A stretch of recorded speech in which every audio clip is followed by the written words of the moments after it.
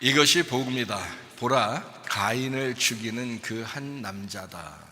창세기 4장 15절 말씀입니다.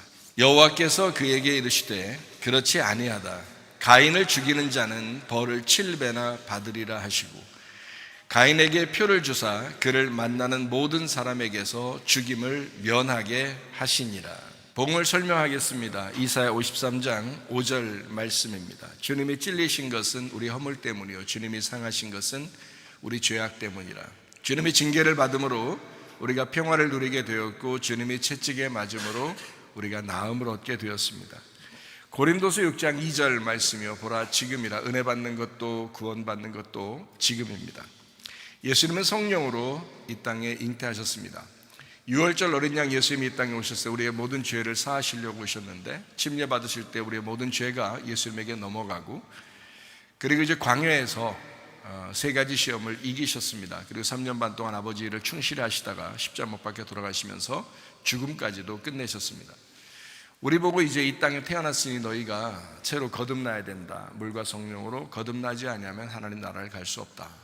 그래서 우리가 거듭나야 된다, 다시 태어나야 된다, 하늘로서 다시 태어나야 된다, 말씀으로 다시 태어나야 된다라는 그런 말씀입니다. 예수님의 이름이 임마누엘입니다. 예수라는 것이 임마누엘, 우리가 성령으로 함께하겠다, 이제 그런 말씀이거든요. 그래서 우리가 마음으로 믿고 입으로 시인해서 구원받는다 되어 있습니다.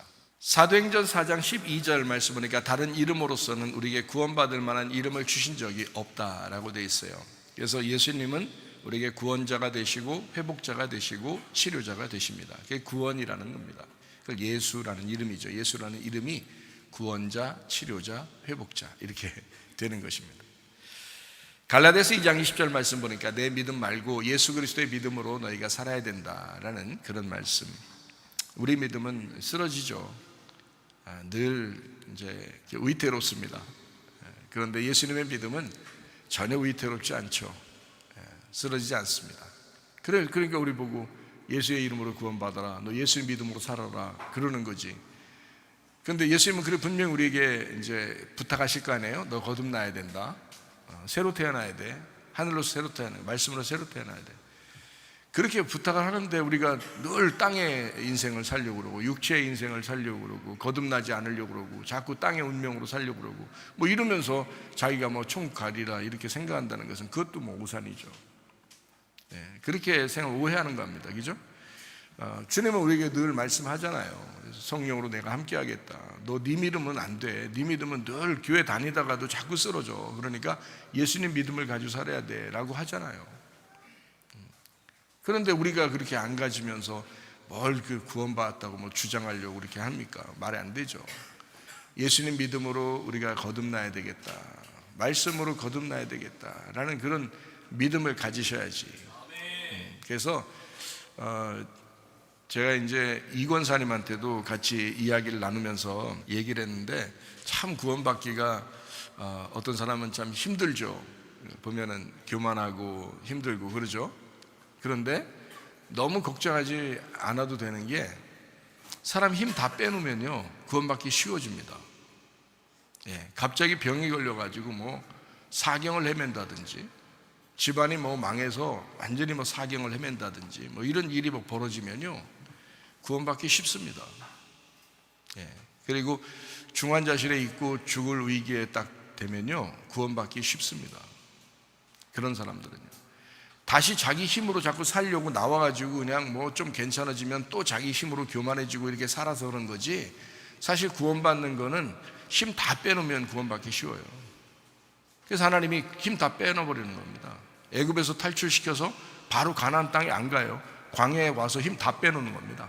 그게 40년 동안 힘 다 빼놓으면 그럼 이제 죽는 거예요. 그냥 자기가 죽으면 거기서 태어난 거듭남이 가나안 땅으로 들어간다는 거예요. 그래서 어린아이가 들어갔다 이렇게 말하는 거지, 어린아이 같은 마음이 되지 않으면 천국 못 간다, 어린아이 같은 마음이 되려면 다시 태어나야 돼, 이런 얘기예요.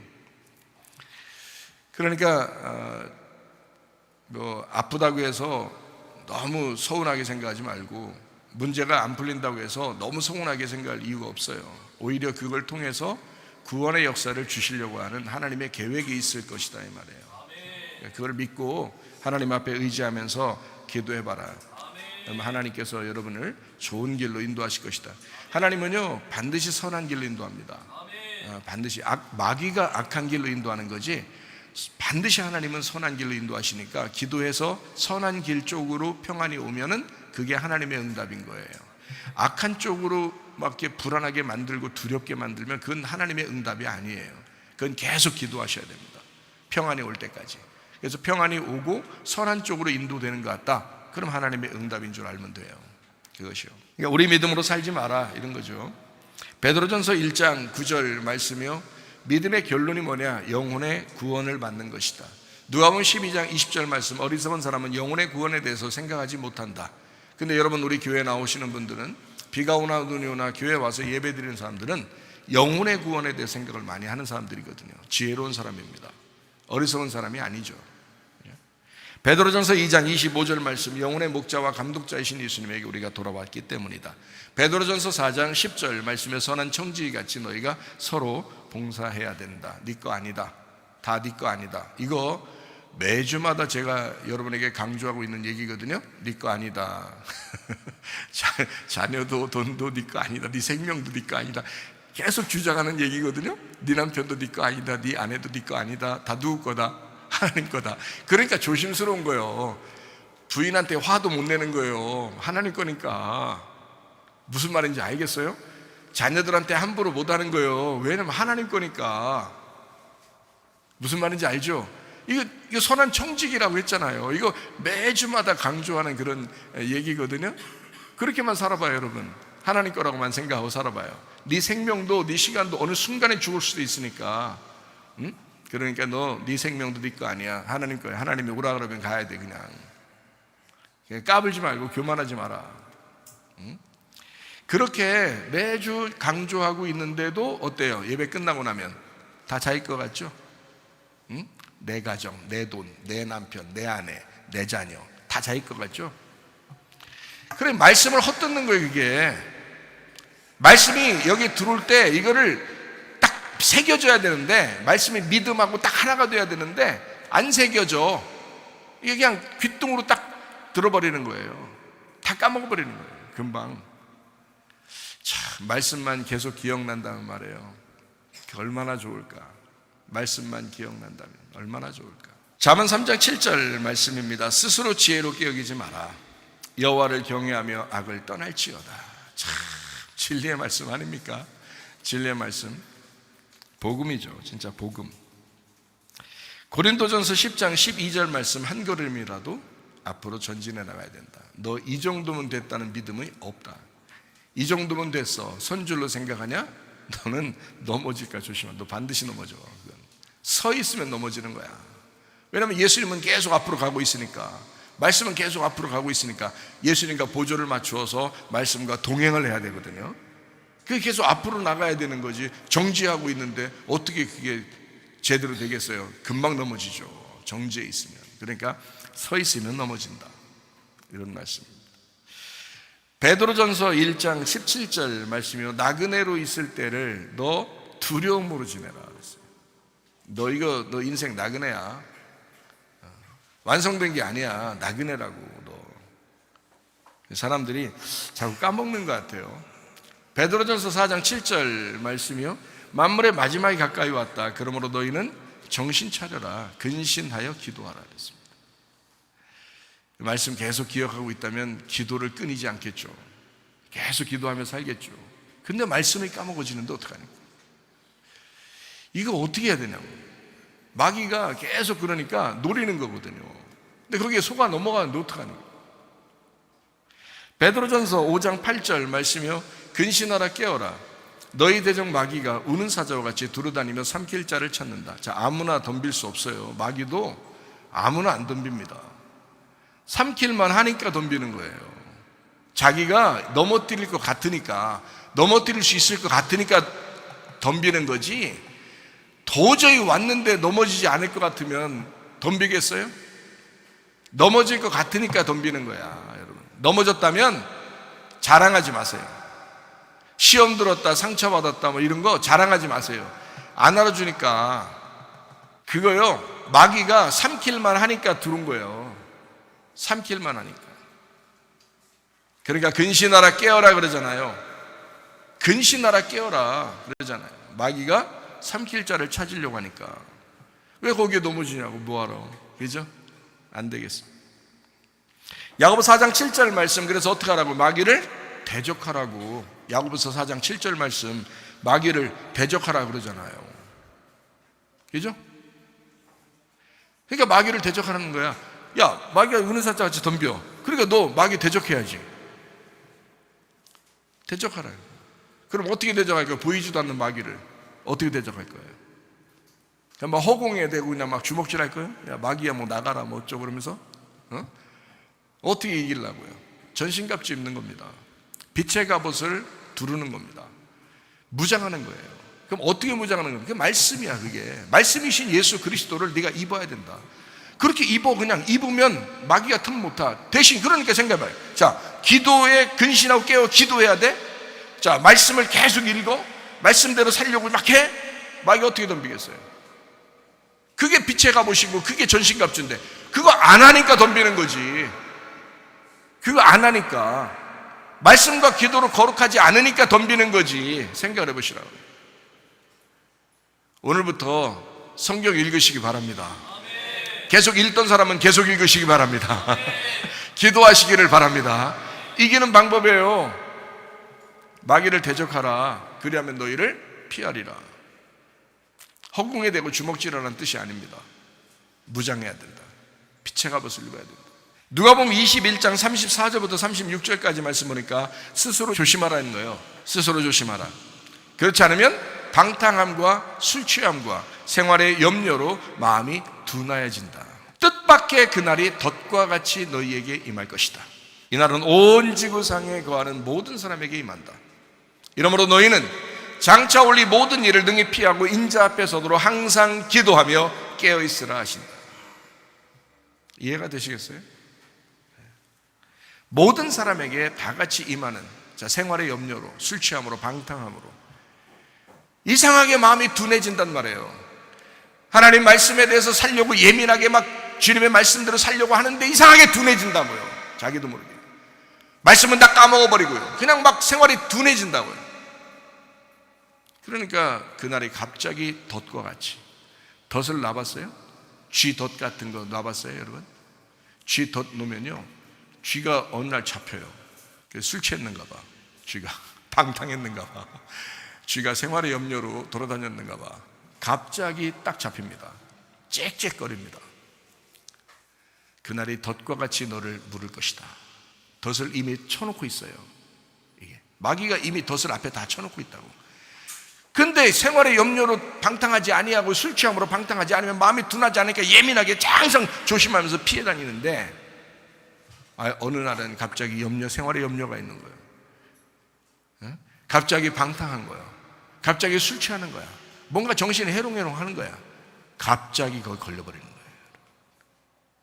그러면 마귀가 그 물고 뜯어버립니다. 가만 안 놔둬요. 그냥 밑으로 나라고 떨어져 버려요. 자, 승리하셔야 되겠죠? 정신 차리시기 바랍니다. 기도하시기 바랍니다. 승리하셔야 합니다. 성경은 머리, 목, 몸, 다리로 이루어졌습니다. 하나님의 비밀인 예수 그리스도를 깨닫고 구원받은 우리들이 목이라는 침례와 세례를 통해서 몸이라고 하는 그리스도의 비밀, 그리스도의 교회로 우리가 참여하게 됩니다. 두 다리로 움직이게 돼 있죠. 건강하게 예배와 선교, 말씀과 기도, 전도와 제자훈련, 율법과 복음으로 우리는 계속 움직여 나가야 된다. 요한복음 1장 1절, 말씀이 하나님이다. 그러므로 하나님의 나라는 말씀의 나라다. 여러분이 말씀, 영과 진리의 예배를 드리러 여기에 나오신 거죠. 말씀입니다. 중심은 말씀. 창세기 2장 5절 말씀에 보니까 예배하게 하기 위해서, 농사짓게 하기 위해서 사람을 창조해야 되겠다. 2장 7절 말씀, 사람을 창조하시고 2장 8절, 에덴 동산에 두어서 예배하게 했다라는 말씀입니다. 요한복음 4장 23절 24절에 말씀 보니까 영과 진리로 예배하는 자를 하나님은 찾으신다라고 되어 있습니다. 영과 진리로 예배할지니라. 하나님은 영이시다라는 말씀이죠. 디모데전서 4장 5절 말씀과 기도로 너희가 거룩해진다라고 했습니다. 말씀을 듣는 것이 우선입니다. 말씀을 들으면 믿음이 생겨요. 믿음이 생기면 구원을 받아요. 구원을 받으면 예배를 드리게 돼 있어요. 예배를 드리면 말씀을 깨닫게 돼요. 말씀을 깨달으니까 나와 하나님을 잘 알게 됩니다. 알게 되니까 서로 사랑하게 돼 있죠. 그것이 성경의 핵심입니다. 그래서 서로 사랑하는 것이 천국입니다.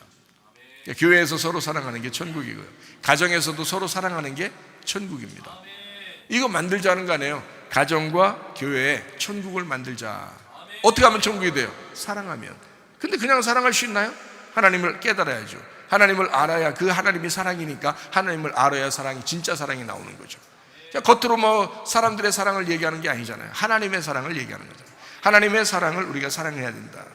그래서 그 사랑을 깨달으려면 말씀을 알아야 되거든요. 말씀을 계속 들어야죠. 믿음이 생기고 구원받으면 예배 참석하고 영과 진리 예배를 드리게 되면, 그건 이제 말씀과 기도로 거룩해지면 사랑하게 돼 있다. 그러면 천국을 누리게 돼 있다. 이런 말씀입니다. 요한복음 8장 32절 말씀이요. 진리를 알지니 진리가 너희를 자유롭게 하리라. 영생하는 것은 어떤 식으로 영생받나요? 영생은요, 하나님과 예수 그리스도를 아는 것이 영생이다. 그 아는 것은 구약 성경에는 야다라고 그랬고요, 신약 성경은 기노스코라고 그랬습니다. 이것은 안다라는 말인데요, 이 안다라는 말은 남편과 아내가 안다, 이것을 야다, 이걸 기노스코라고 하는, 이 동침이라고 하는 것입니다. 그럼 여러분이 하나님을 알 때 어떻게 알아야 영생하냐? 예수 그리스도를 알 때 어떻게 알아야 영생하냐? 예수님과 동침한 사실이 있어야 된다. 예수님과 동침한 사실이다. 그만큼 예수를 발견해야 된다는 거예요. 그만큼 예수를. 근데 여러분은 남편을 발견하려고 얼마나 노력합니까? 아내를 발견하려고 얼마나 노력합니까? 그런데 예수님 우리에게 말씀하시죠. 나를 좀 발견해봐라. 내가 너의 남편 아니냐? 나를 발견하려고 얼마나 노력해봤느냐? 너는 나를 얼마나 찾아봤느냐? 나를 얼마나 구해봤느냐? 나에게 내 마음을 얼마나 두드려봤느냐? 주님 우리에게 물어보실 거 아니에요. 예수를 모르는 것이 죄입니다. 예수를 모르는 것이, 예수를 믿지 않는 것이 죄다. 이 세상의 모든 죄는 다 사라져요. 뭐 하나만 빼놓고, 죄가 예수님을 믿지 않는 거, 그것만 죄예요. 예수 안 믿으니까 나쁜 짓 하는 거예요. 예수 안 믿으니까 육체적인 삶을 사는 거예요. 예수 안 믿으니까 땅의 삶을 사는 거예요. 예수 안 믿으니까 땅의 운명대로 사는 거예요. 예수 안 믿으니까 선한 청지가 되지 아니고 다 자기 거라는 거예요. 예수 안 믿으니까. 예수 믿으면 죄 용서 안 받습니다. 예수 안 믿으니까 네 죄가 그대로 있는 것이다. 너의 탐욕이 그대로 살아있는 것이다. 왜? 너 예수 안 믿었기 때문이다, 이 말이에요. 선악과는 탐욕입니다. 육신의 정욕, 안목의 정욕, 이생의 자랑은 탐욕입니다. 먹음직, 보암직, 탐스럽게 하는 건 다 탐욕입니다. 너의 탐욕, 정욕과 정욕, 정과 욕심이란 말이에요. 그 탐욕이란 말이에요. 그건 예수의 십자가에, 너의 십자가에 다 매달아 놔야 된다. 그 정욕이 다 십자가에 매달고 예수 그리스도를 따라가는 사람이 구원받은 사람이에요. 하늘의 운명대로 바뀐 사람이 구원받은 사람이에요. 정신 차리니 만물의 마지막이 닿고 가까이 왔는데 우는 사도같이 마귀가 막 삼킬 자를 찾고 있는데 왜 삼킬 자처럼, 왜 자기가 좀 넉넉히 있냐 이 말이에요. 근신하고 깨어라. 정신 차려라. 만물의 마지막이 가까웠다. 정신을 차려야 된다. 깨어서 기도해야 된다. 깨어서 하나님과 교통해야 된다. 깨어서 주님과 동침해야 한다. 주님을 알아가야 한다. 예수 그리스도를 부지런히 하는 사람 되길 바랍니다. 그렇게 돼야 여러분이 살아가는 거예요. 여러분 사는 거예요. 그거 아니니까 예수를 놓치니까 다른 걸 다 갖고 싶은 거지. 생각해봐요. 내가 예수를 만나니까 다른 거 다 필요 없더라고요. 예수 한 번 만나니까, 예수를 한 번 만나니까요 다른 게 다 의미 없더라고요. 너무 만족스럽더라고요. 막 눈물이 나오는 거예요. 그 예수님 얘기만 하면, 오늘 아침에도 주스 마시면서 우리 집사람과 얘기하면서 그 내가 만난 그 예수님을 내가 얘기하다가 내가 그 기쁨, 그 만족, 그 예수님 때문에 내가 용서함 받은 그 마음 막 울어요. 눈물이 나요. 너무 기뻐서. 이게 10몇 년이 지났는데도 그렇게 눈물이 나요. 주님 만난 게 너무 감격스럽고 기뻐서 예수님을 놓칠 수가 없어요. 그 예수님이 너무 좋았어요. 예수님을 구하고 예수님을 찾고 예수님을 두드리시기를 바랍니다. 그게 여러분이 살 길이에요. 이 마지막 시대에 자꾸 예수를 놓친단 말이에요. 그러니까 자기 걸 자꾸 구한단 말이에요. 생각해봐요. 그게 무슨 믿음이에요? 그건 자기 믿음이지. 자기의 탐욕을 위하여 하나님을 이용하는 거지. 그게 바알 숭배라고요. 예수 한 분으로 만족하시기를 바랍니다. 먼저 그의 나라와 그의 의를 구하시기를 바랍니다. 그래야 여러분의 영혼을 주님께 맡기죠. 그런 교회에 와서 이런 말씀을 들어야, 그래야 영혼이 기뻐하죠. 그게 천국의 영혼의 말씀이니까. 교회 오면 그래서 행복한 겁니다. 죄 가운데 거하지 말고 죄에서 벗어나세요. 예수를 알아가세요. 예수님을 점점 더 알으세요. 예수님과 동침하세요. 그 기쁨을 누리세요. 세상적인 기쁨이 아니라 영적인 기쁨을 누리시라고. 그게 진짜가 아니냐. 창세기 4장 15절 말씀입니다. 여호와께서 그에게 이르시되 그렇지 아니하다. 가인을 죽이는 자는 벌을 7배나 받으리라 하시고 가인에게 표를 주사 그를 만나는 모든 사람에게서 죽임을 면하게 하시니라 라고 했습니다. 여러분 잘 아는 창세기 4장에 있는 가인과 아벨에 대한 이야기입니다. 여러분이 잘 아는 그런 말씀이에요. 가인은 자기가 농사한 것을 하나님 앞에 예배로 드린 거고, 아벨은 양을 이제 하나님 앞에 드렸습니다. 근데 하나님은 아벨의 것을 받아주시고 열심히 1년 동안 노력해서 농사 지은 그 가인의 농산물을 받지 않으셨습니다. 가인이 너무 화가 났어요. 그래서 아벨을 쳐 죽였습니다. 우리 같으면 그렇지 않을 텐데, 우리 같으면 그렇게 안 할 거예요. 야, 아벨아, 어떻게 하면 예배가, 하나님이 받아주시는 예배가 되는 거냐. 야, 내가 난 농사 진 거라 내가 가진 건 이거밖에 없는데, 그래서 하나님 앞에 드렸는데 안 받아주셨어. 어떻게 하면 받아주실까? 아벨이 얘기할 거 아니에요. 내가 양을 드렸는데 하나님 받아주시대. 형은 더 노력했는데 안 받아주고, 나는 덜 노력했는데 내가 노력을 더 많이 안 했는데도 하나님 받아주셨어. 이거 어떻게 된 건지. 그래서 형도 그러면 양을 한번 드렸으면 어떨까? 뭐 이렇게 얘기하면요, 그래? 그럼 양 한 마리 줘봐. 내가 아주 깨끗한 양 하나 줘봐. 내가 하나님 앞에 예배 드리고 너는 대신 내가 농사진 거 좀 네가 가져갔으면 좋겠어. 이렇게 하면서 하면 얼마나 좋은 형제 우애가 되겠습니까? 그 부모님이 너무 기뻐하실 거예요. 그죠? 아담과 하와가 저 역시 우리가 진짜 이제 쫓겨나서, 선악과 먹고서 에덴 동산에 쫓겨나가지고 참 내가 득남만 했는데 아들을 낳았는데, 이 아들이 마음이 참 괜찮구나, 참 잘했다, 역시 내 아들이야, 너무너무 기뻐. 이 둘이 형제가 둘이 화목하는 것이 너무 행복하다, 이러지 않았겠어요? 그런데 전혀 자기의 예상들하고는 반대로 행동한 거예요. 형이 동생을 죽여버린 겁니다. 일이 이렇게 되니까 참 아담과 하와가 얼마나 씁쓸하겠어요. 아담과 하와가 얼마나 슬프겠냐고요. 부모님 마음을 생각해 보시라고. 정말 그렇지 않아도 눈에 이렇게 항상 눈에 이렇게 밟히는 그 둘째 아들, 연약하게 태어난 그 둘째 아들, 아벨. 그냥 호흡과 같은, 그냥 수증기와 같은 아벨 이렇게 하면서 태어난 그 연약한 둘째 아들, 막내 아들을 그냥 형이 힘 있다고 죽여버렸으니 막 아담과 하와가 너무 속상하잖아요. 그렇게 보세요. 아벨이 없는 상태에서 아담과 하와는 가인하고, 그리고 이제 아벨이 죽고 셋이 태어났거든요. 다시 셋이 태어났는데 아담과 하와를 통해서 태어났어요. 그렇게 아벨이 죽은 상태, 그러니까 아담과 하와의 가슴 속에 아벨을 묻고, 그리고서 몇백 년을 살아갑니다. 이걸요. 여러분, 이게 가족의 살인사건이 일어나고, 그리고 이것을 알고 그걸 보면서 몇백 년을 살아갔다. 이게 쉬운 인생이 아니죠. 정말 가시와 같은 인생일 겁니다. 그죠? 내 인생은 왜 이럴까? 왜 우리 집안은 이럴까? 이러면서 얼마나 한탄하면서 살았겠어요? 아담과 하와 입장에서 보면. 자, 오늘 이제 이 본문의 말씀을 보면서 우리가 한번 깨달아 보기를 바랍니다. 창세기 4장 1절, 2절 한번 보겠습니다.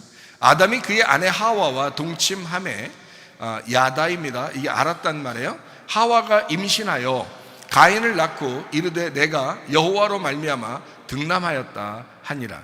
그가 또 가인의 아우 아벨을 낳았는데 아벨은 양치는 자였고 가인은 농사하는 자였더라 라고 되어 있습니다.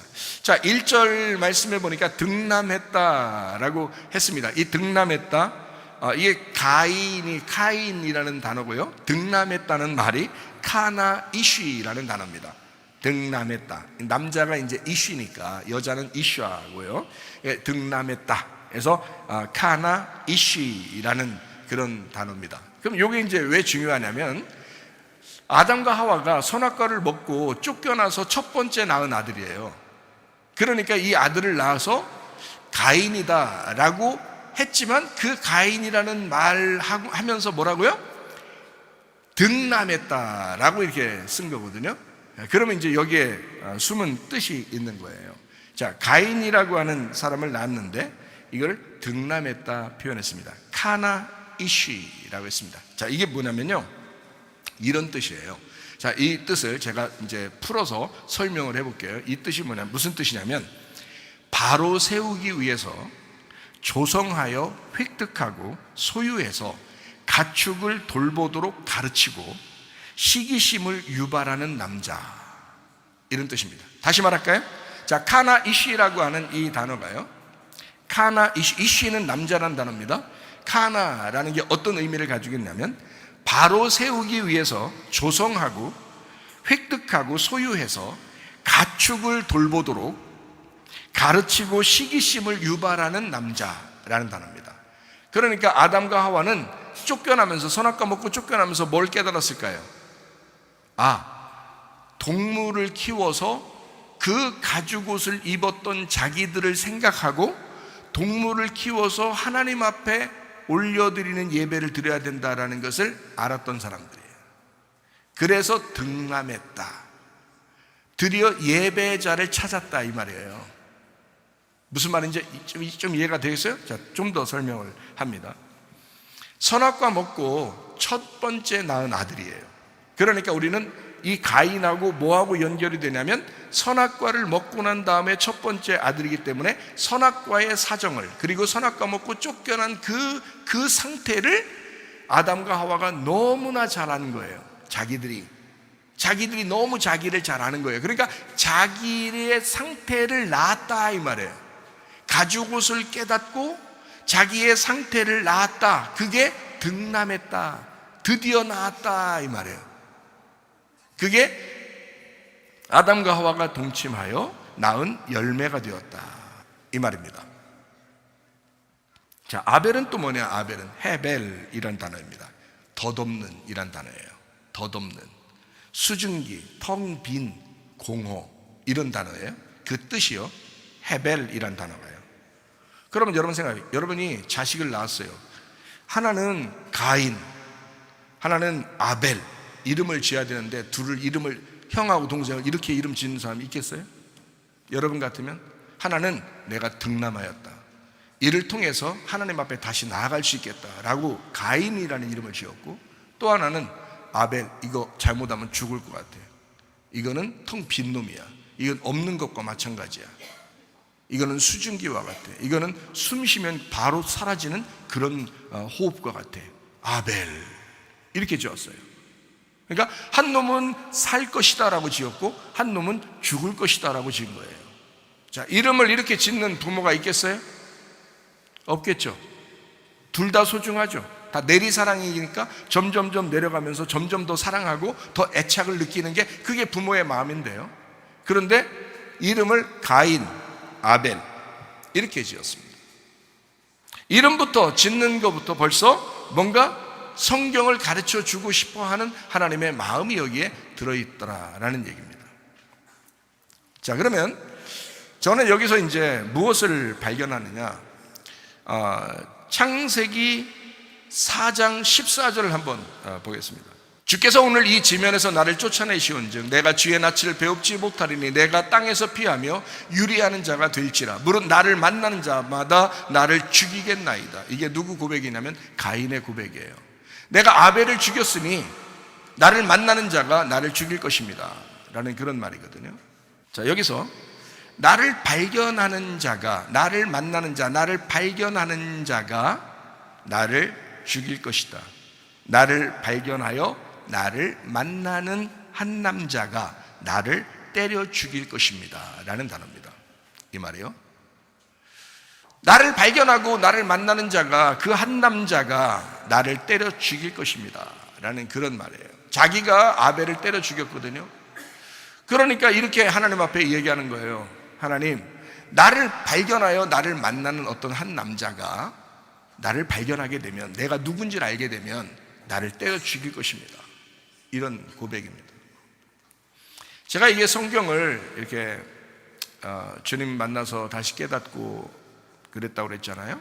그래서 자주 제가 설명을 하잖아요. 형과 동생에 대한 이야기, 첫 아담과 두 번째 아담에 대한 이야기, 이렇게 장자와 차자에 대한 이야기, 뭐 이런 얘기를 여러분에게 자주 이야기를 하거든요. 모세와 예수에 대한 이야기, 선악과와 생명나무에 대한 이야기, 불뱀과 놋뱀에 대한 이야기, 이렇게 얘기를 해요. 쓴 물과 단물에 대한 이야기 자주 얘기하는 그런 편인데요. 제가 말씀을 한번 이렇게 마태복음 21장에 대한 말씀을 하나님이 제가 주님 만날 때 딱 풀어주셨어요. 거기를 딱 풀어주는데 구약성경 앞으로 구약성경, 뒤로 신약성경 끝에까지가 쫙 연결돼서 알려주셨어요.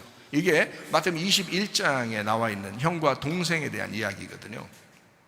그 이야기를 통해서 앞뒤로 쫙 열려지는데요. 아, 성경이 이렇게 되어 있구나 라고 하는 것을 주님이 이렇게 순서대로 가르쳐 준 것입니다. 거기에서 이제 발견하게 된 내용이에요. 어떤 내용이냐면, 하나님은 형을 구원하려고 쓴 책이었다라는 말입니다. 형을 구원하려고 쓴 책이다. 첫 아담을 구원하려고 쓴 책이다. 가인을 구원하려고 쓴 책이 성경이다 라는 것을 알게 된 겁니다. 여러분과 저는 어떤 면에서 보면 성경을 읽다가 잘못해서 가인은 나쁜 사람, 아벨은 좋았는데 죽었다. 그래서 하나님은 셋이라는 아들을 통해서 하나님의 그 족보의 계통, 그러니까 예수님이 나올 수 있도록 이렇게 만들어서 인류를 구원했다라고 하지만, 그때그때마다 살아가는 사람들은 그때그때마다 살아가면서 하나님은 그 형의 구원을 원했던 겁니다. 그러니까 여러분, 성경은 이제 이렇게 성경이 되어 있을 수 있겠구나라고 생각하셔요. 저는 그렇게 생각하는데, 여러분은 그래요, 성경이 그럴 수도 있겠구나라고 생각을 한번 하고 들어보시란 말이에요. 자, 가인과 아벨이 아담과 하와 입장에서는 형과 동생이에요. 둘이 다를까요? 하나일까요? 하나입니다. 여러분이 형제들을 낳아요. 형과 동생을 낳았습니다. 그럼 여기도 형과 동생으로 둘이 같이 교회 다니는 사람들 있잖아요. 그러면 그 둘이 부모가 볼 때 완전 달라요? 아니면 둘이 똑같아요? 다르게 보죠. 인간이니까 그런 거예요. 하나님은 안 그래요. 하나님은 둘이가 같은 배에서 나왔잖아요. 한 배에서 같이 나왔단 말이에요. 그래서 한 배에서 나왔기 때문에 요거를 한 배, 한 말씀에서, 한 교회에서 요게 나온 두 개의 말씀이란 말이에요. 같은 거라고요. 그러니까 가인과 아벨은 다른 사람이 아니라 한 사람인 거예요. 그러면 여러분이 가인을 하나님께서 구원하시려고 했다라고 하는 게 마음에 와닿아야죠. 왜? 가인이 나니까. 가인이 나니까. 여러분은 생각할 때 어떻게 하면, 가인이 예배드린 것과 아벨이 예배드린 것, 그 중에 아벨의 예배를 우리가 드려야지라고 맨날 그렇게만 생각한다고요. 근데 그게 아니라 그것보다 먼저 앞서서 가인과 아벨인데, 아벨이 왜 죽었냐 이거야. 누구한테? 가인 때문에. 가인이 죽인 거란 말이에요. 그러면 예수를 누가 죽였어요? 내가 죽인 거잖아요. 여러분이 안 태어났으면 예수가 죽어요? 여러분이 태어났으니까 예수가 죽는 거예요. 여러분 구원하려고, 가인이라는 당신을 구원하려고 아벨이 죽는 거란 말이에요. 아벨은 죽을 수밖에 없도록 처음부터 태어난 거예요. 그래서 이름이 그렇게 아벨이었던 겁니다. 처음부터. 아벨이라는 이름을 그렇게 짓는 사람이 어디서, 인간이. 그럴 수 없어요. 근데 일부러 아벨이라고 짓는 것은 하나님의 계획이었다. 성경의 계획이었다라는 그런 말입니다. 가인을 구원하는 것은 아벨이 있어야 구원받는 거예요. 가인이. 그러니까 아벨이라는 사람과 가인이라는 사람을 떨어뜨려 놓으면 가인은 영원히 구원을 못 받아요. 그래서 가인하고 아벨을 붙여놓고 한 형제로 태어나게 하는 거예요. 붙여놓고. 그래서 아벨 때문에 가인이 구원받을 수 있도록 처음부터 계획해서 만들어 놓은 거를, 성경을. 그죠? 왜? 봐요. 선악과를 먹고 첫 번째 낳은 아들이 누구야? 가인이잖아. 그러면 선악과 먹고 쫓겨나서 첫 번째 낳은 아들이 가인이니까 그 가인이 누구야? 아담이잖아. 아담. 그게 하와라고요. 그러니까 아담과 하와는 하나죠, 그죠? 자, 아담과 하와라고, 그게 가인이라고. 그러니까 그 가인은 첫 번째 아담이란 말이에요.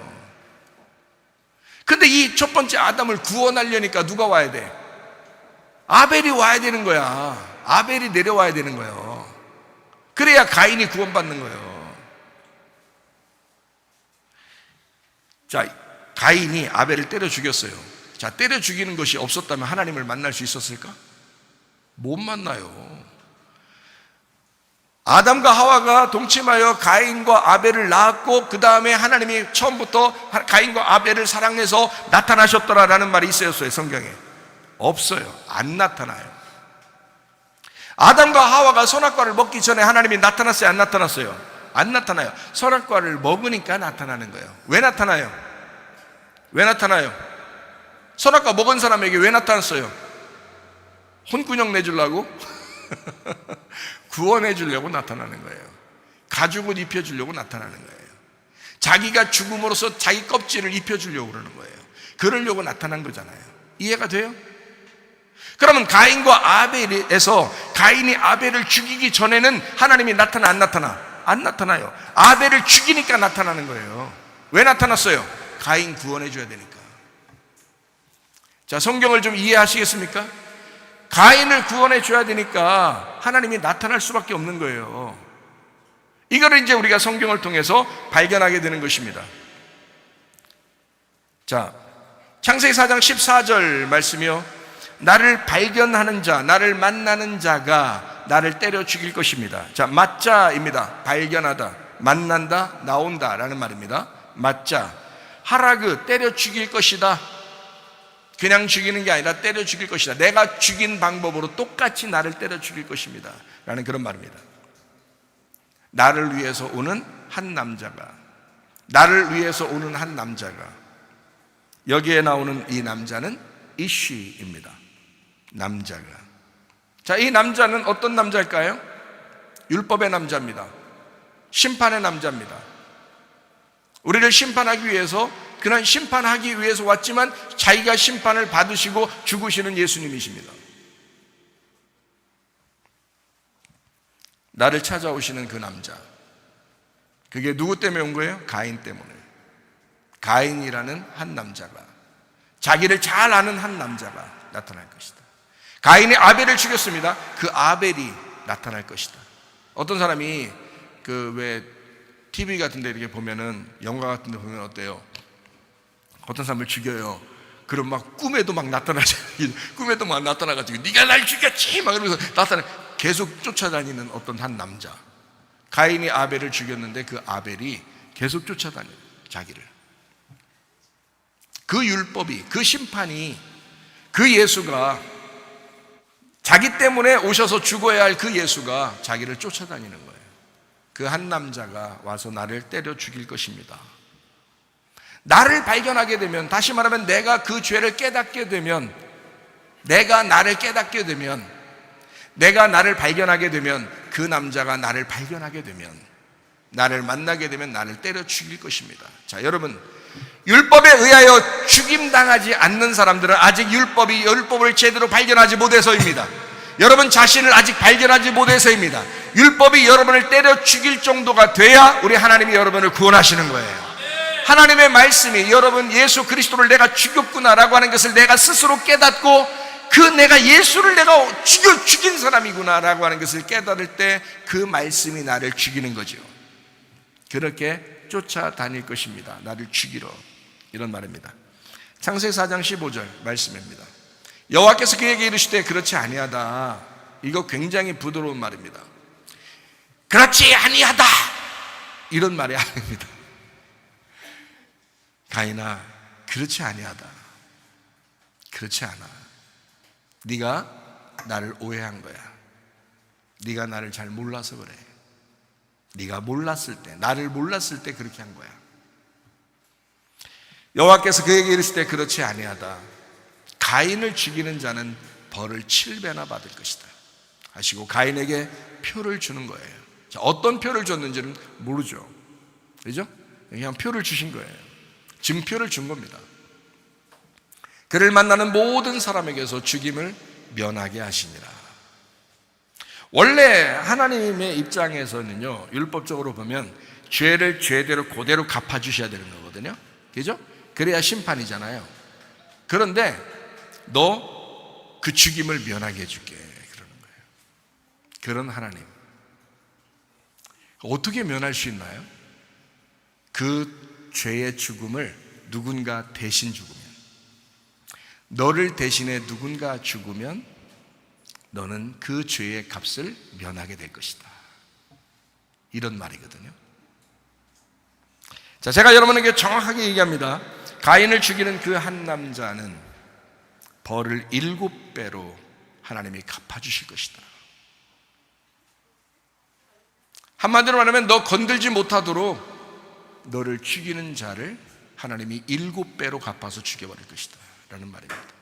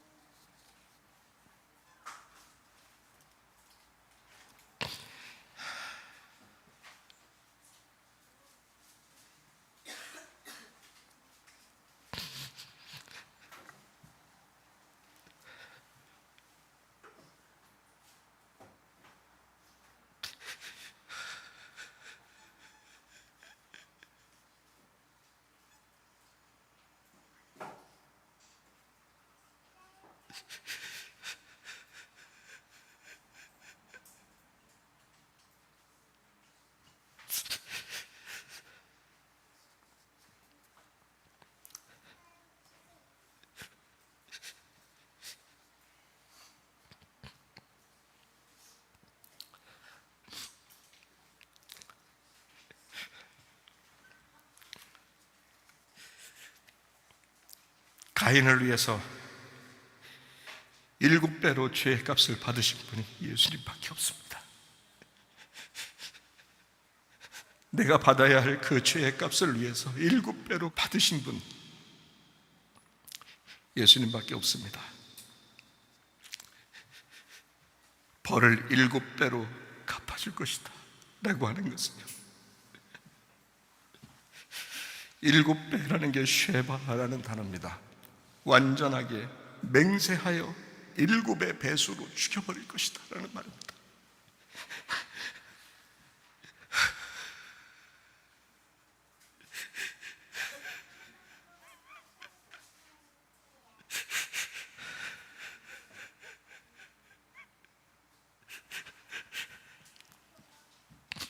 반드시 죽일 것이다. 율법을 반드시 끝낼 것이다. 율법을 반드시 완성할 거다.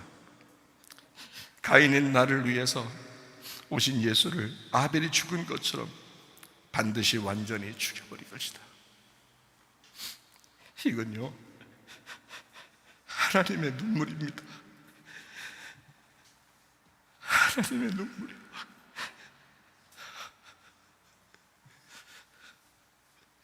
저는 이 사실을 알겠는데 여러분이 얼마나 아는지 모르겠어요.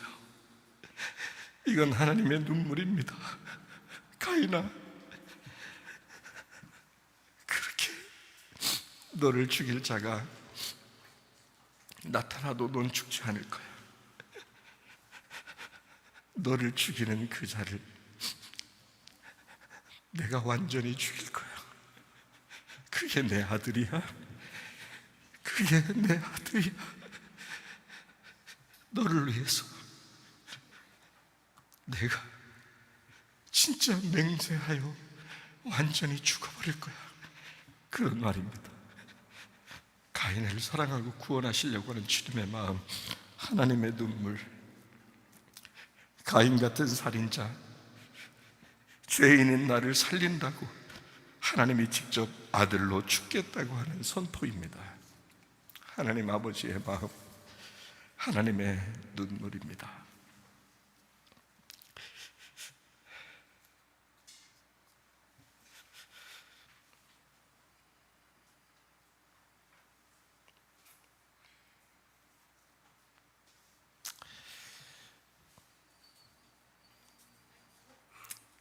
여러분이 하나님의 마음을 가지고 또 하나님 마음을 알려고 교회 와서 예배드리고 말씀을 듣는지 잘 모르겠어요. 저는 설교할 재료가 없어서 안타깝고 답답한 것이 아니라 설교를 할 게 너무 많은데 우리 성도들이 진짜 하나님 말씀을 그만큼 사모하고 사랑하는지에 대한 그 마음이 답답합니다. 진짜 마음이 답답해요.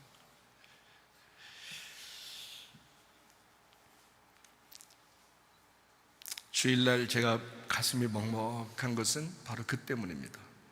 말씀이 없어서가 아니라 말씀이 너무 하나님 앞에 귀한 이 말씀들이 있는데 얼마나 사모하는 심령들이 있을까. 그것 때문에 마음이 너무 안타까워요. 오늘 예배 참석하신 여러분, 주님 마음을 깨달으시기를 바랍니다. 창세기 4장 16절 말씀입니다. 가인이 여호와 앞을 떠나서 에덴 동쪽 놋 땅에 거주했다라고 되어 있습니다. 가인이 여호와 앞을 떠났다라고 하는 것은요, 가인의 삶이 우리들의 삶이잖아요. 하나님은 그 하나님의 눈물을 가지고 우리를 구원하시려고 했다. 그런데 가인은 여전히 가인이라 가인의 삶을 살려고 한다. 가인이 여호와의 앞을 떠났다라고 하는 것은 이 앞이라고 하는 것이 판님이란 단어인데요, 이게 얼굴입니다. 하나님의 얼굴을 떠났다. 우리가 하나님의 얼굴을 마주본 모세와 같이 그 하나님의 말씀을 사모하여 하나님 앞에 그 얼굴을 향하여 와야 되는데 자꾸 그 얼굴을 떠난다 이 말이에요. 사람들이 가인이 그 여호와의 앞을 그 얼굴을 떠나 야자입니다. 벗어나 도망쳐 나갔다.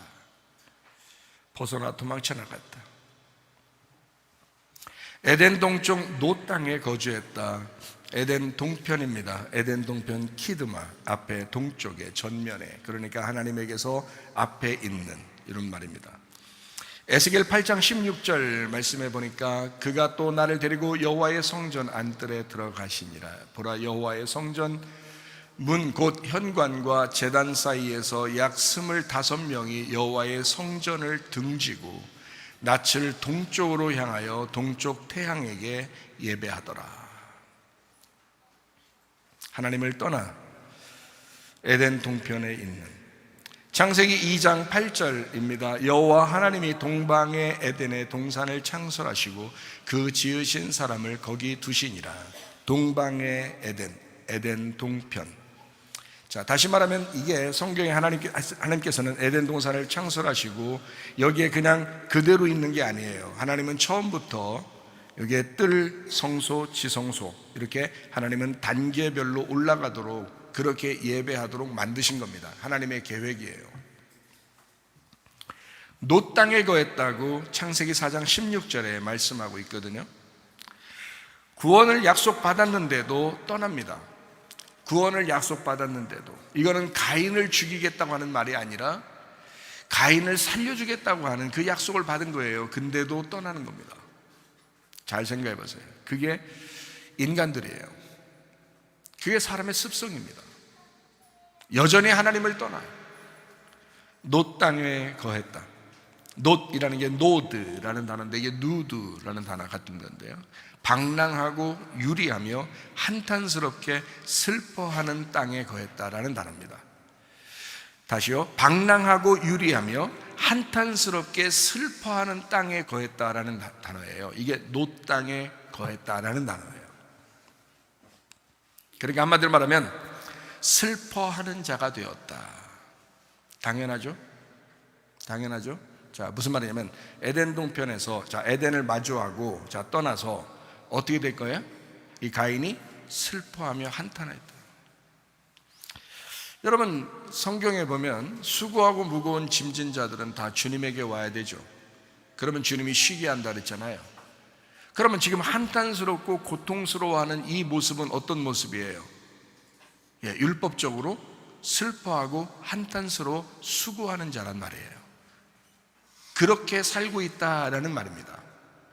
나쁜 말만 있는 게 아니에요. 우리가 성경에서 하나님 얼굴을 떠나 있는 자가 인간이거든요. 그 인간들이 하나님 아들이 죽는다고 하는데도 거기에 대해 별로 관심이 없어요. 그런데 이 사람, 어떤 사람이야? 이 가인이라는 사람은 어떻게 되어 있냐면요, 이 에덴 동편에 떠나서 거기서 그냥 허랑방탕하려고 사는 게 아니라 거기서 수고하고 있다 이 말이에요. 슬퍼하고 있다 이 말이에요. 한탄하고 있다 이 말이에요. 그런 사람은 다시 주님께 돌아와야 돼요. 근데 거기까지가 돼야 되는데 거기까지가 안 돼서 그런 거지. 거기까지 오라고 하는 건 하나님의 배려인데 근데 그렇게 안 돼서 그런 거죠. 마태복음 11장 12절 말씀에 보니까 어떻게 돼 있어요? 침례 요한의 때부터 지금까지 천국은 침노를 당하느니 침노하는 자는 빼앗느니라. 자, 가인이 에덴 동산 동편에 자기 놋 땅에 거해 있는데 자, 어떻게 해야 되는지 그 다음부터 에덴 동산으로 들어가기 위해서 침노에 들어가야 되거든요. 그게 이거란 말이에요. 근데 자기 힘으로 돼 안 돼? 안 돼요. 누가 오셔야 돼? 예수 그리스도가 오셔야 돼요. 여러분과 저한테는 오셨어요, 안 오셨어요? 예수 그리스도가 오셨다고요. 그러면 여러분과 저는 이제 어떻게 해야 돼? 그 예수의 믿음으로 침노에 들어가야 된단 말이에요. 이해가 되시겠습니까? 넋놓고 있다고, 그러니까 정신 못 차리니까 마귀가 우는 사자같이 와서 삼킬 자가 되니까 찾아와서 물어제끼는 거지. 정신을 차리고 근신하고 깨어서 기도하고 침노에 들어가야죠. 무슨 말인지 아시겠습니까? 그게 안 된다고 사람들이. 그러면 안 된다고 우리 교회 다니는 사람들은. 이해가 되시죠? 자, 슬퍼하는 자가 천국을 침노하여 에덴 서쪽으로 그림자 태양이 지는 곳, 그 서쪽으로 지성소 쪽으로 돌아오는 것이 거듭남이에요. 원래 우리는 에덴 동편에 있다고요. 그러니까 에덴 서쪽으로 가야 된단 말이에요. 그러니까 동편에서 서쪽으로 가는 것은 어떻게 돼 있는 거예요? 동편에서 서쪽으로 가는 건 뭘 얘기하는 거예요? 뜰에서 지성소로 가는 걸 얘기하는 거예요. 뜰은 동편에 있는 거고 지성소는 서편에 있는 거예요. 무슨 말인지 알겠어요? 자, 주님이 계신 곳, 우리가 있는 곳에서 주님이 계신 곳으로 가는 거예요. 그게 뜰 성소 지성소라고. 이게 에덴 동편에서 시작해서 에덴 서편 쪽으로 가야 되는 거란 말이에요. 그게 성경이라고. 무슨 말인지 아시겠죠? 그러니까 가인이 에덴 동편 놋 땅에 거하는 건 당연한 거라고요. 그리고 슬퍼하며 한탄하는 것도 당연한 거라고요. 우리에게 하고 싶은 말씀은 뭐예요? 주님은 그렇게 하는 자들아 주님에게 오라는 거예요.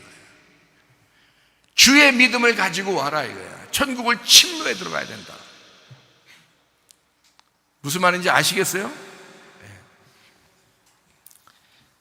창세기 4장 17절 말씀입니다. 아내와 동침함에 그가 임신하여 에녹을 낳은지라 가인이 성을 쌓고 그의 아들의 이름으로 성을 이름하여 에녹이라고 했다 그랬어요. 에녹이라는 사람 이름이 좋은 이름이에요, 안 좋은 이름이에요? 좋은 이름이 알고 있죠, 여러분이? 왜 그러냐면 창세기 5장의 에녹은 하나님 앞에 들림 받았습니다. 그래서 에녹이라는 이름을 여러분이 기억할 때는 상당히 좋은 이름이라고 기억하는데 가인이 아들을 낳아서 에녹이라고 했어요. 창세기 4장에는. 그럼 에녹이라는 이름이 두 개가 나오는 거예요. 창세기 5장의 에녹은 하나님 앞에 들림 받는 에녹, 창세기 4장의 에녹은 가인이 낳은 에녹. 가인이 아들을 낳고 에녹이라고 하고 그 성의 이름을 에녹이라고 했다 이렇게 해서.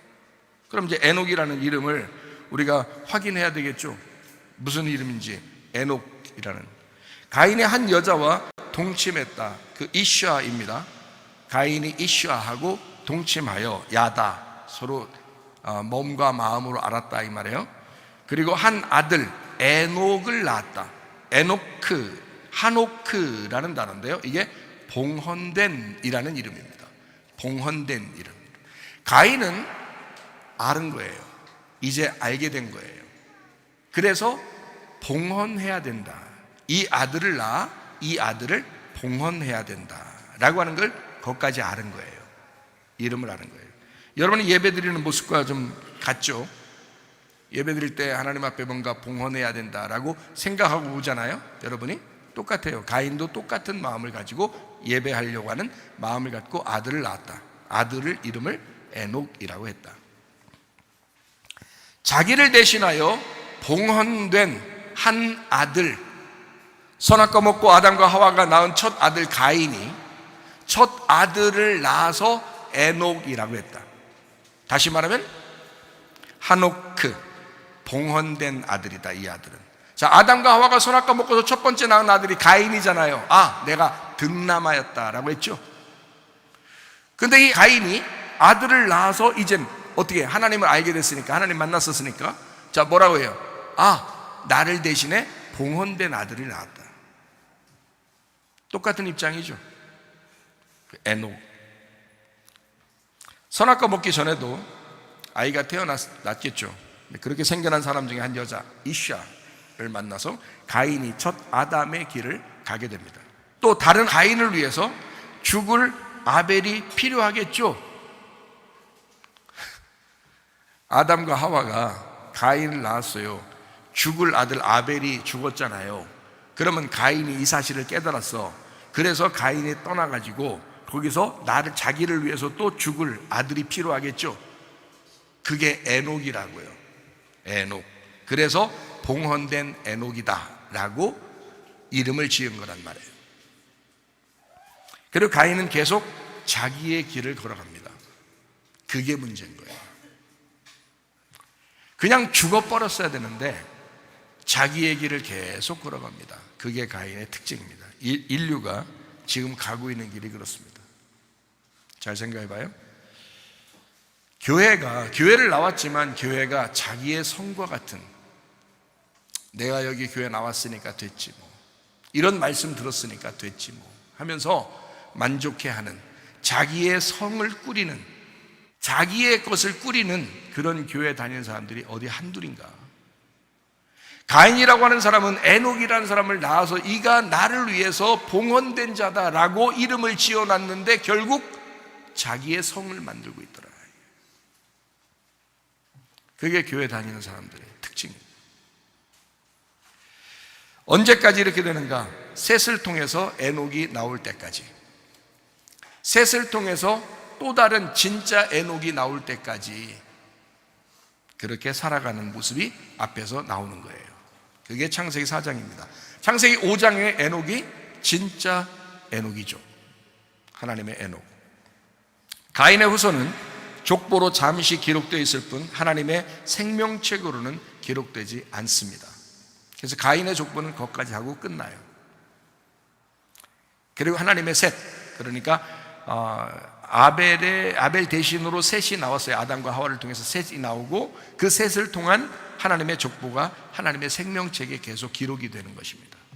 그렇게 기록되고 창세기 4장 25절 말씀입니다. 아담이 다시 자기 아내와 동침함에 그가 아들을 낳아 그의 이름을 셋이라 하였으니 이는 하나님이 내게 가인이 죽인 아벨 대신에 다른 씨를 주셨다 함이며, 이게요 부활 예수입니다. 아벨은 죽었고요, 십자가 예수고요, 셋이라고 하는 아들은 부활 예수입니다. 그러니까 아벨과 셋은 하나인 거예요. 아벨이 부활한 거죠. 그게 셋이란 말입니다. 이해가 되시겠어요? 이 말씀들이. 자, 너무 어렵지 않죠? 아담과 그의 아내에게 아벨과 다른 아벨 대신으로 한 아들 셋이라는 쉐트 대치해서 놓은 그 아들을 주셨다. 그래서 아담, 셋, 에녹, 노아로 이어지는 그 예수의 족보책이 성경책이라 이 말이에요. 아담, 셋, 에녹, 노아, 그리고 아브라함, 그리고 다윗, 그리고 예수님, 이렇게 나오는 족보책이 성경책이 되었다. 가인의 이름은 여기에서 끝나는,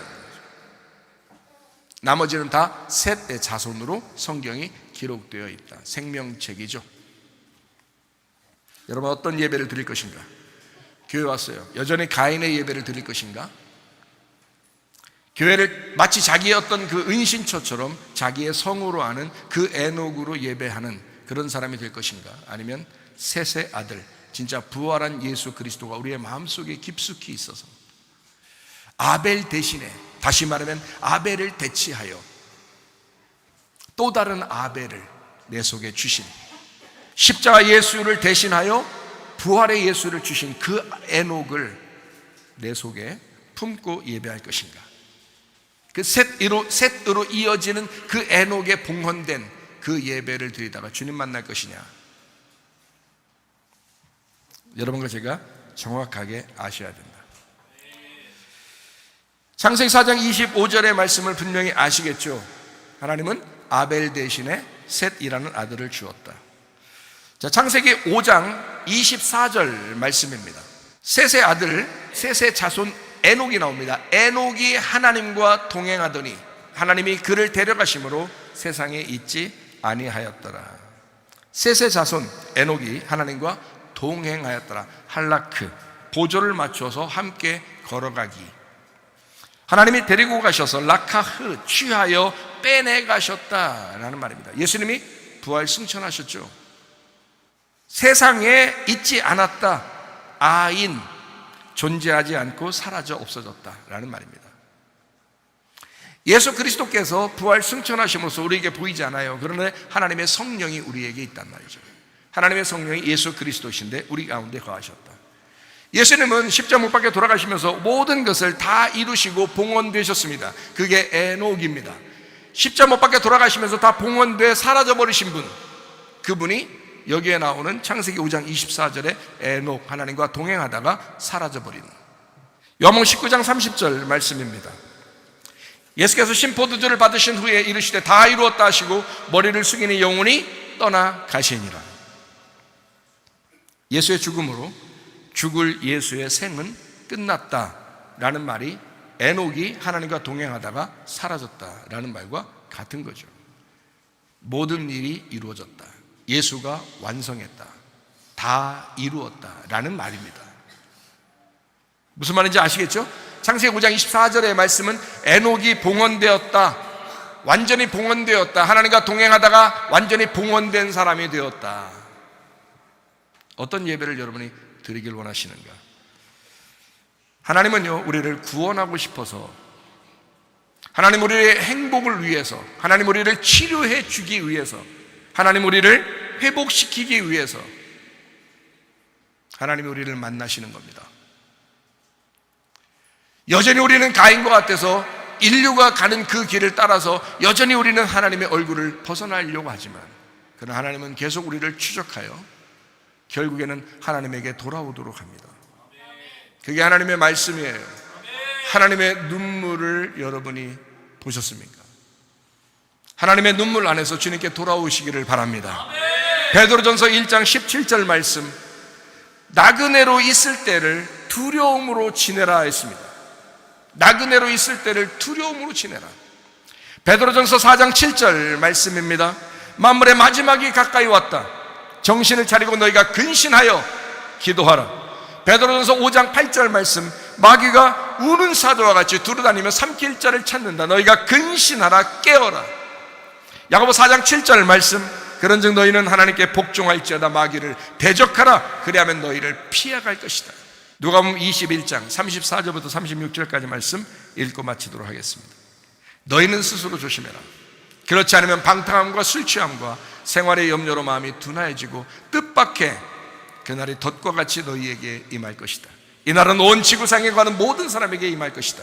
이러므로 너희는 장차 올린 모든 일을 능히 피하고 인자 앞에 서도록 항상 기도하며 깨어있으라 하시니라. 천국에 많은 사람이 가는 것은 아닙니다. 제가 응답받기는 10% 미만, 교회 다니는 사람 중에서 10% 미만이 천국에 온다라고 주님이 많이 슬퍼하셨습니다. 그런데 어떤 사람은 응답받기를 2.5%가 천국에 온다라고 응답을 받은 사람이 있다고 그러더라고요.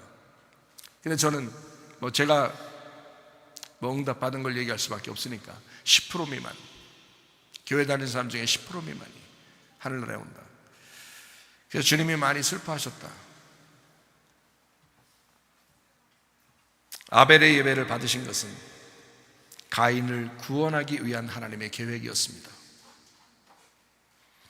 가짜인 하늘과 진짜인 하늘이 우리 안에서 싸웁니다. 내 안에 가짜와 진짜가 있다. 가인과 아벨, 죽이는 자와 죽는 자가 있다. 어떤 인생을 살다 갈 것인가? 가짜로 하나님을 섬기는 자가 있고 진짜 하나님을 섬기는 자가 있다. 내 안에서 어둠과 빛이 함께 싸운다. 여전히 어둠으로 살아갈 것인가 아니면 빛으로 살아갈 것인가? 가짜 믿음과 진짜 믿음이 우리 안에 존재합니다. 어떤 믿음으로 살아갈 것인가? 어둠과 빛이 서로 공존할 수가 없습니다. 어둠이라는 내가 예수 그리스도 안에 깨져서 빛으로 거듭나기를 바랍니다.